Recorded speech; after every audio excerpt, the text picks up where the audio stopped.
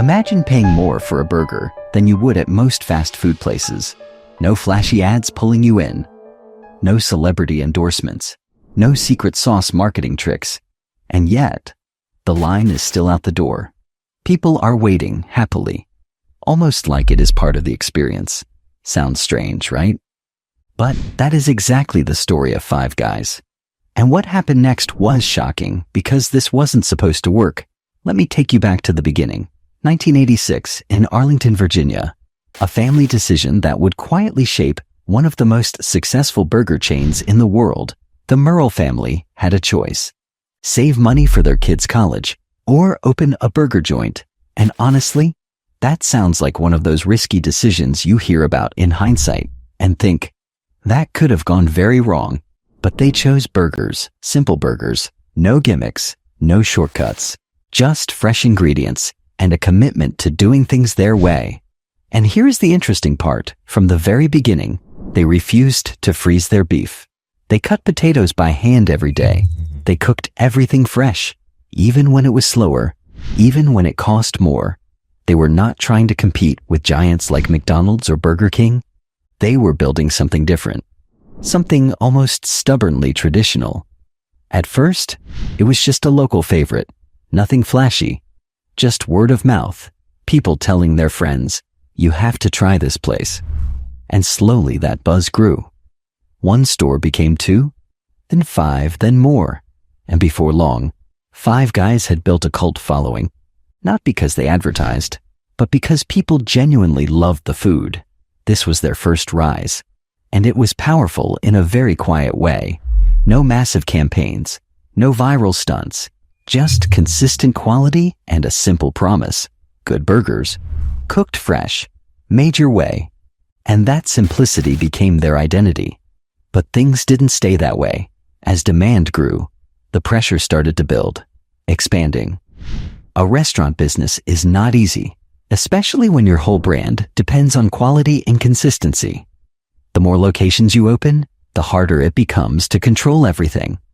And this is where everything changed. In the early 2000s, Five Guys decided to franchise, and that decision could have gone in 2 completely different directions. On one hand, it meant rapid growth, more locations, more revenue, more recognition. But on the other hand, it risked everything they stood for, because franchising can dilute quality. It can turn something special into something ordinary. And for a moment, it looked like they might lose control of their identity. Prices started to climb, and people noticed suddenly. A burger and fries at Five Guys cost significantly more than other fast food options, and customers began asking, is it really worth it? Is this just overpriced hype? At the same time, competitors in the fast casual space were rising. Brands like Shake Shack and In-N-Out Burger were gaining attention, each with their own loyal fan bases, and the competition was no longer just about taste. It was about experience, branding, and value. What happened next was shocking. Instead of backing down, instead of lowering prices or changing their model, Five Guys doubled down on what made them different. They refused to compromise on ingredients. They refused to introduce frozen beef. They kept their menu intentionally simple. Burgers, fries, hot dogs, and that was it. No salads, no fancy limited time offers, no distractions. And this is where their comeback really began. Because while some customers complained about the price, many others started to see it differently. They weren't paying for fast food. They were paying for quality, for freshness, for customization, for an experience that felt just a little more premium. Think about it.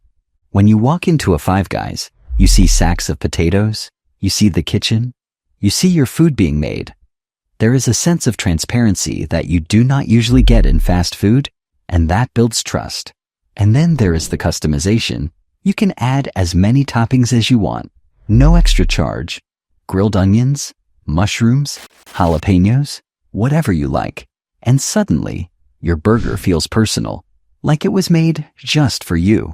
But here is the twist. This strategy should not have worked at scale. Most chains that try to maintain this level of quality either struggle with consistency or end up raising prices so high that they lose customers. Yet Five Guys kept growing. By the 2010s, they had expanded internationally, opening locations in Europe, Asia, and beyond, and the brand that started as a small family business in Virginia had become a global phenomenon. But things didn't stay smooth for long.